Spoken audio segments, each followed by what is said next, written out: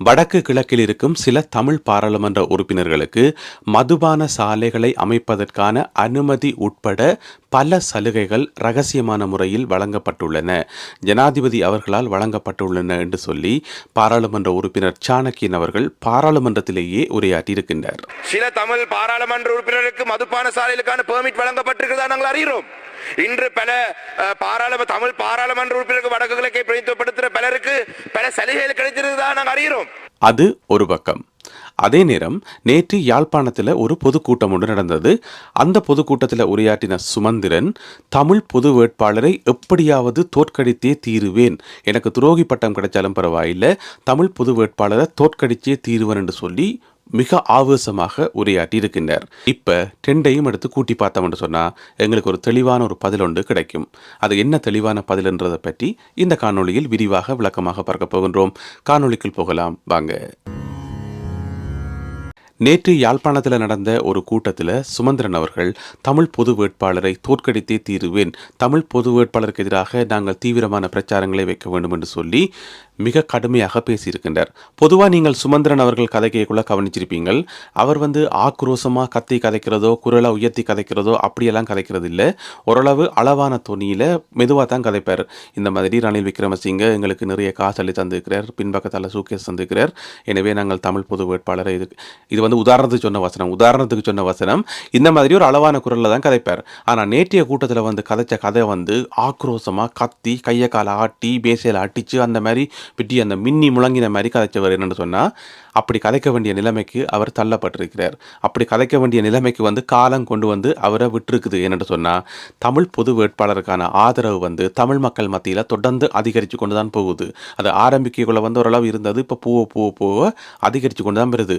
அது எல்லாத்தையும் விட சுமந்திரன் அந்த விஷயத்தை எதிர்க்கிறார் என்று கேள்விப்பட்ட உடனேயே சும்மா இருக்கிற தமிழ் மக்களுமே, தமிழ் பொது வேட்பாளரை பற்றி சிந்திக்காத தமிழ் மக்களுமே சுமந்திரன் எதிர்க்கிறாராம், எனவே இதுக்குள்ள ஏதோ ஒரு விஷயம் இருக்கு போல நடக்குன்னு சொல்லி போட்டு அதுக்காகவே ஆதரிக்கிறதுக்கு சொல்லி நிறைய பேர் இருக்கணும். அப்ப தமிழ் பொது வேட்பாளருக்கான ஆதரவு நாளுக்கு நாள் அதிகரித்து கொண்டு போய்க்குள்ள சுமந்திரனுக்கு வேற வழியே இல்லை. அப்ப கத்தத்தான் வேணும், குரலை உயர்த்தத்தான் வேணும், மேசையில் அட்டிச்சு மைக்கெல்லாத்தையும் உடைக்கத்தான் வேணும். அப்படி ஆக்ரோஷமாக கதைச்சாவது எதையாவது சாதிக்கலாமான்னு பார்க்கிறார். நேற்று நடந்த கூட்டத்தில் மிக மிக அபத்தமான கருத்துக்கள் சொல்லி வச்சதும் இல்லாமல் தமிழ் மக்களை அவமானப்படுத்துற மாதிரியான கருத்துக்கள் எல்லாத்தையும் சொல்லி வச்சுக்கிறார். என்னென்ன விஷயங்கள் எல்லாம் சொல்லியிருக்கிறன்றதை ஒன்றொன்றா நாங்கள் பார்க்க போறோம். முதலாவது அவர் சொல்லி வச்சுக்கிறார், தனக்கு துரோகி பட்டம் கிடைச்சாலும் பரவாயில்லையாம், தமிழ் பொது வேட்பாளரை எதிர்த்தே தீருவேன், அதை நான் தோற்கடிச்சே தீருவேன் என்று சொல்றார். அதாவது அவர் நிச்சு கொண்டிருக்கிறார், இன்னும் தமிழ் மக்கள் அவருக்கு துரோகி பட்டம் கொடுக்கல என்றாகும். அவருக்கு துரோகி பட்டம் கொடுத்து நிறைய காலம் ஆயிட்டுது, கொடுத்த பட்டத்தையே திரும்ப திரும்ப கொடுக்கறதுக்கு தமிழர்களுக்கு ஒரு வேலை இல்லையே, உங்களுக்கு ஏற்கனவே துரோகி பட்டம் தந்தாச்சு, நீங்களால அதை அறிஞ்சு கொள்ளாமல் இருக்கிறீங்க, பூனை கண்ணை மூடிக்கொண்டா உலகம் இருட்டுன்னு சொல்லி அதே மாதிரி தான் நீங்கள் இருக்கிறீங்களே தவிர நீங்கள் வெளியில் விசாரித்து பார்த்தீங்கன்னு சொன்னால், அதாவது உங்களுக்கு பக்கத்தில் ஃபைல்களை வச்சு கொண்டு இப்படி கையை கட்டி நிற்கிறாங்க பாருங்க 4 பேர், அவையில விசாரிக்க கூடாது. உங்களுடைய கார் டிரைவர் இருக்காருல்ல அவர்கிட்ட விசாரிக்க கூடாது, அல்லது உங்களை சுற்றி இருக்கிற 4-5 பேர்கிட்ட விசாரிக்க கூடாது. நீங்கள் பொதுமக்கள்கிட்ட வெளியில் விசாரித்து பார்த்தீங்கன்னு சொன்னால் உங்களுக்கு துரோகி பட்டம் எப்பயோ கொடுத்தாச்சுன்னு சொல்லி உங்களுக்கு தெரிய வரும். எனவே புதுசாக என்ன துரோகி ஆக்கினாலும் பரவாயில்லை, எனக்கு துரோகி பட்டம் தந்தாலும் பரவாயில்லைன்னு சொல்லி நீங்கள் முழங்க வேண்டிய அவசியமே இல்லை. அது ஏற்கனவே தந்தாச்சு, தந்த பட்டத்தையே திரும்ப திரும்ப தாரத்துக்கு தமிழ் மக்களுக்கு வர வேலை இல்லையா? இது முதலாவது. ரெண்டாவது தமிழ் பொது வேட்பாளருக்கு எதிராக மிக கடுமையான பிரச்சாரங்கள் நாங்கள் செய்ய வேண்டும் என்று சொல்லி அவர் சொல்லி வச்சுக்கார். எதுக்கு கடுமையான பிரச்சாரங்கள் செய்கிறீங்கள்? ஏன் சாதாரணமாக சொன்னால் தமிழ் மக்கள் கேட்க மாட்டேனமா? ஏன் கடுமையான பிரச்சாரம் தேவைப்படுது என்று சொன்னால், தமிழ் மக்கள் அந்தளவு தமிழ் பொது வேட்பாளரை ஆதரிப்பதற்கு தயாராகிவிட்டார்கள். தமிழ் மக்களுடைய மனசில் தமிழ் பொது வேட்பாளர் சம்பந்தமான ஒரு கருத்து ஆழமாக வேரூன்ற ஆரம்பிச்சிட்டது. அதனால தான் எதிர் பிரச்சாரத்தை கடுமையாக செய்ய வேண்டியிருக்கு. சாதாரணமாக செய்தால் நீங்கள் தோத்து போடுவீங்க.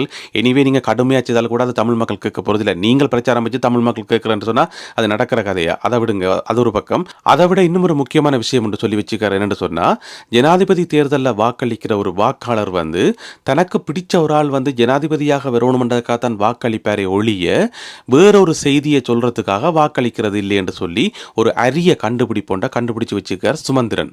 அதாவது அவர் என்ன சொல்ல வர்றார் என்று சொன்னால், நாங்கள் இப்போ தமிழ் பொது வேட்பாளரை எதுக்கு நிறுத்துறோம்? அவர் ஜனாதிபதியாக வரப்போறதில்லை, அதன் மூலம் தமிழ் மக்களாகிய நாங்கள் ஒற்றுமையாக இருக்கிறோம், எங்களுக்குள்ள ஒருமித்த கருத்தில் இருக்கிறோம், இதன் மூலம் நாங்கள் சர்வதேசத்துக்கு ஒரு செய்தியை சொல்ல போறோம் என்று சொல்லித்தான் தமிழ் பொது வேட்பாளர் என்ற ஒரு எண்ணப்பாடு வந்தது. ஆனா தமிழ் மக்கள் வந்து அப்படி நெச்சு வாக்களிக்க மாட்டோமாம், செய்தி சொல்றதுக்காக எல்லாம் வாக்களிக்க மாட்டோமாம். அவர்கள் வாக்களிச்சா தங்களுக்கு பிடிச்ச ஒரு ஆள் வந்து ஜனாதிபதியாக வரணுமென்றக்காகத்தான் வாக்களிப்பினமாம்.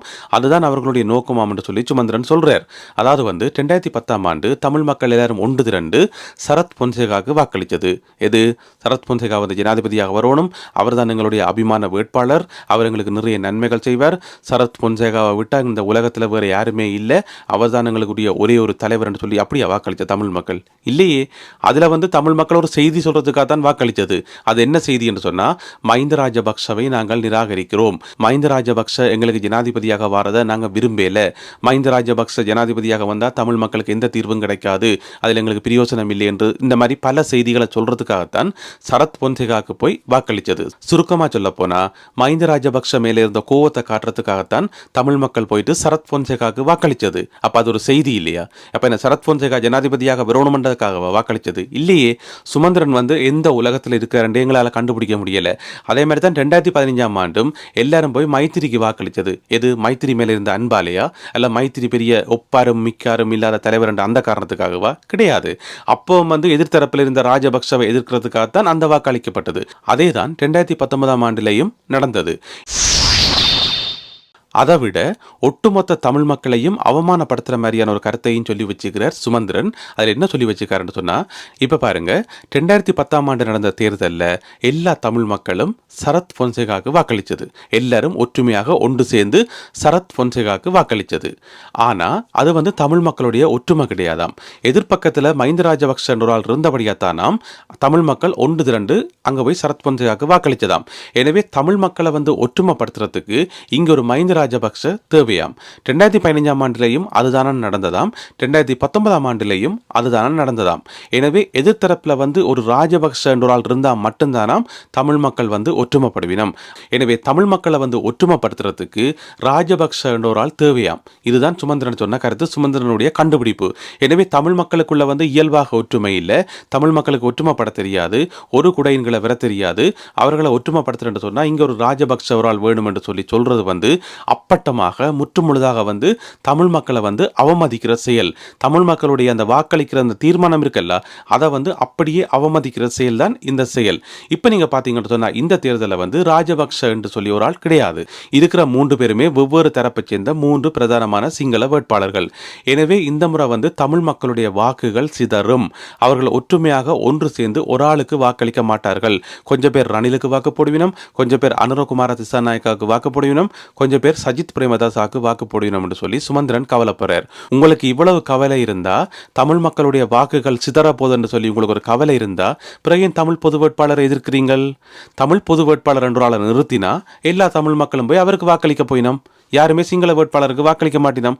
அப்ப தமிழ் மக்கள் திரும்பவும் ஒற்றுமையாகத்தான் இருக்கின்றார்கள், ஒரே கருத்தின் கீழ் தான் இருக்கிறார்கள் என்றதை நிரூபிக்கிறதுக்கு தமிழ் பொது வேட்பாளர் ஒரு நல்ல வாய்ப்பு. எல்லாருமே தமிழ் பொது வேட்பாளருக்கு வாக்களிச்சா தமிழ் மக்களுடைய அந்த ஒற்றுமை வந்து மீண்டும் ஒரு தடவை வெளிப்படும். அப்ப என்ன அதை எதிர்க்கிறீங்க? இதில் என்ன அடிப்படை விஷயம் என்று சொன்னால், தமிழ் பொது வேட்பாளரை வந்து ஏன் எதிர்க்கணும், எதற்காக எதிர்க்கணும் என்றதில் சுமந்திரனுக்கு தெளிவே கிடையாது. அது சம்பந்தமான ஒரு கருத்தே கிடையாது. அவர் வந்து கொடுத்த காசுக்கு கூவுறார். யாரோ ஒரு ஆளுக்கு கொடுத்த வாக்குறுதியின் அடிப்படையில் வந்து இங்கே வந்து எதிர்ப்போம், வெட்டுவோம், கொத்துவோம் என்று சொல்லி கத்திக்கொண்டிருக்கிறதே தவிர அவருக்குன்னு சொல்லி தெளிவான ஒரு கருத்து இல்லை என்றதான் அவருடைய பேச்சிலேருந்து தெளிவாக எங்களுக்கு விளங்குது. இன்னும் ஒரு விஷயம் பாருங்கோ, தமிழ் பொது வேட்பாளரை இவ்வளவு தீவிரமாக எதிர்க்கிற சுமந்திரன் வந்து யாரை ஆதரிக்கணும் என்று சொல்லி இன்னும் சொல்லல. 3 பிரதானமான சிங்கள வேட்பாளர்கள்ல யாருக்கு வாக்களிக்கணும் என்று சொல்லி தெளிவாக வெளிப்படையாக இன்னுமே சொல்லல. இனித்தானாம் பேச்சுவார்த்தைகள் நடத்தி அவையோட வந்து கலந்துரையாடி போட்டுத்தானாம் தாங்கள் ஒரு முடிவுக்கு எடுக்க போயிடுமாம். என்ன கலந்துரையாட போறீங்கள்? இந்த 3 வேட்பாளர்கள்ல யார் அப்படி தமிழ் மக்களுடைய பிரச்சனைகளை தீர்த்து வைப்பினோம்? யாருக்காவது அதுக்கான அறிகுறி தெரியுதா? அல்லது யாருக்காவது அதுக்கான தகுதி தெரியுதா? இல்லை. அதுக்கான அத்திவாரத்தை கூட அவர்கள் போடவே இல்லை. தமிழ் மக்களுடைய பிரச்சனைகளை தீர்த்து வைக்கிறதுக்கான ஒரு அத்திவாரம், ஒரு செங்கல்ல கூட அவர்கள் இன்னும் நாட்டேல. 3 பிரதானமான சிங்கள வேட்பாளர்களுக்கும் இடையில வந்து என்ன வித்தியாசம் என்று கேட்டால் அதை கண்டுபிடிக்கவே முடியாது. 3 பேருக்கும் இடையில இருக்கக்கூடிய தனித்துவமான குணங்கள் என்ன, தமிழ் மக்களுக்கு அவர்கள் செய்யக்கூடிய உதவிகள் என்னன்னு சொல்லி எங்களுக்கே தெரியாது. 3 பேரை பார்த்தாலும் ஒரே மாதிரி தான் கிடக்குது. இதுக்கு முதல் வந்த எந்த ஒரு ஜனாதிபதியும் தமிழ் மக்களுக்கு எதுவுமே செய்யல, தமிழ் மக்களுக்கான தீர்வையும் கொடுக்கல. இவர்கள் அவர்கள் இருந்து ஏதாவது வேறுபடுகிறார்களா அல்ல இவர்கள் ஏதாவது தனித்துவமான குணங்கள் இருக்கான்னு கேட்டால் கிடையவே கிடையாது. அப்படி எதுவுமே தெரியல. எந்த ஒரு சிங்கள வேட்பாளரும் தன்னை வந்து அப்படி முன்னிலைப்படுத்தவே இல்லை. உண்மையிலேயே வந்து ஒரு சிங்கள வேட்பாளர், ஒரு சிங்கள அரசியல் தலைவர் வந்து தமிழ் மக்களுக்கு உதவி செய்வார், தமிழ் மக்களுடைய பிரச்சனைகளை தீர்ப்பார் என்று சொன்னால், நான் ஏற்கனவே பல கிழமைகளுக்கு முதலே சொல்லிட்டேன், அவர் வந்து தமிழ் மக்கள் மத்தியில் வந்து நின்று நான் உங்களுக்கு அதை தருவன் இதை தருவன் என்று சொல்லி கொண்டிக்க மாட்டார். அவர் போய் சிங்கள மக்களோட கதைப்பார், சிங்கள மக்களுக்கு போயிட்டு வாக்குறுதியை கொடுப்பார், சிங்கள மக்களுக்கு சொல்லுவார் இந்த மாதிரி தமிழ் மக்களும் இந்த நாட்டில் உள்ள பிரஜைகள் தான், அவையிலும் பாவம், அவைக்கும் ஒரு வாழ்க்கை இருக்குது, எனவே அவர்களுக்கு நாங்கள் ஒரு தீர்வு ஒன்று கொடுக்கணும், அதுக்கு உங்களுடைய ஆதரவும் அன்பும் ஒத்துழைப்பும் எனக்கு தேவை, உங்களுடைய ஆணை எனக்கு தேவை என்று சொல்லி சிங்கள மக்களை வந்து தயார்படுத்துவினோம். சிங்கள மக்கள் மத்தியில் போய் பிரச்சாரங்களை வைப்பினோம். அங்கே வச்சு போட்டு அவர்களை தயார்படுத்தி போட்டு தான் தமிழ் மக்களுக்கு வந்து தீர்வாக கொடுக்குற முயற்சியில் ஈடுபடுவினோம். ஆனால் இன்ற வரைக்கும் இந்த நிமிஷம் வரைக்கும் அப்படி யாராவது முயற்சி எடுத்த மாதிரி எனக்கு தெரியவே இல்லை. ஏனென்று சொன்னால் இவர்கள் ஜனாதிபதியாக வாரத்துக்கு தமிழ் மக்களுடைய வாக்குகள் தேவை. அதுக்கு பிறகு பாராளுமன்ற தேர்தல் வந்து பாராளுமன்ற உறுப்பினர்களை எடுக்கிறதுக்கு சிங்கள மக்களுடைய ஆதரவு தேவை. அப்போ மறுபடியும் சிங்கள மக்களோட காலில் தான் போய் விழணும். பாராளுமன்ற உறுப்பினர்களை எடுக்கிறதுக்கும் நகர சபை, கிராம சபை, மிச்ச எல்லா சபைக்கும் சிங்கள மக்களோட காலில் தான் போய் விழணும். என்ன சொன்னால் சிங்கள மக்கள் தான் மெஜாரிட்டியாக இருக்கணும். அப்போ சிங்கள மக்களை வந்து பகைச்சு கொள்றதுக்கு எந்த ஒரு சிங்கள அரசியல் தலைவரும் வந்து தயாராகவே இல்லை. தமிழ் மக்களுக்கு உதவி செய்யறதுக்காக சிங்கள மக்களை பகைக்கிற அளவுக்கு, சிங்கள மக்களுடைய எதிர்ப்பை சம்பாதிக்கிற அளவுக்கு அங்கே யாருமே கிடையாது. அப்போ என்ன செய்யணும்னு சொன்னால் சிங்கள மக்களை வந்து நீங்கள் தயார்படுத்தணும். கொஞ்சமாக பிரச்சாரங்கள் வச்சு தயார்படுத்தணும். அதுக்கான ஒரு அத்திவாரத்தை, அதுக்கான ஒரு செங்கல்ல யாருமே நாட்டவே இல்லை. அப்படி இருந்தோண்டு தமிழ் மக்கள் மத்தியில் வந்து நாங்கள் உங்களுக்கு அது தருவோம் இது தருவோம் என்று சொல்றது எல்லாமே வந்து பொய். அதை யாருமே நம்ப போறதும் இல்லை. அதெல்லாம் போலி வாக்குறுதி. அதை இந்த உலகத்தில் நம்புறதுக்கு ஒரே ஒரு ஆள் இருக்குன்னு சொன்னா, ஒரு ஆள் இல்லை 2 பேர். அந்த 2 பேர் யாருன்னு கேட்டீங்கன்னு சொன்னா, ஒன்று சுமந்திரன் அவர்கள், மற்றது சம்பந்தர் அவர்கள். இந்த 2 பேரும் தான் அதை நம்புவீனமே தவிர மிச்சம் யாருமே இதை நம்ப போறது இல்லை. எனவே இவர்கள் தமிழ் பொது வேட்பாளரை இவ்வளவு கடுமையாக எதிர்க்கிறதுக்கு காரணம், பாராளுமன்ற உறுப்பினர் சாணக்கியன் சொன்ன மாதிரி இந்த மதுபான சாலைகளினுடைய அனுமதி பத்திரம், மற்ற சலுகைகள், இதெல்லாம் தான் காரணமே தவிர தமிழ் மக்கள் மேல இருக்கக்கூடிய அக்கறை கிடையாது.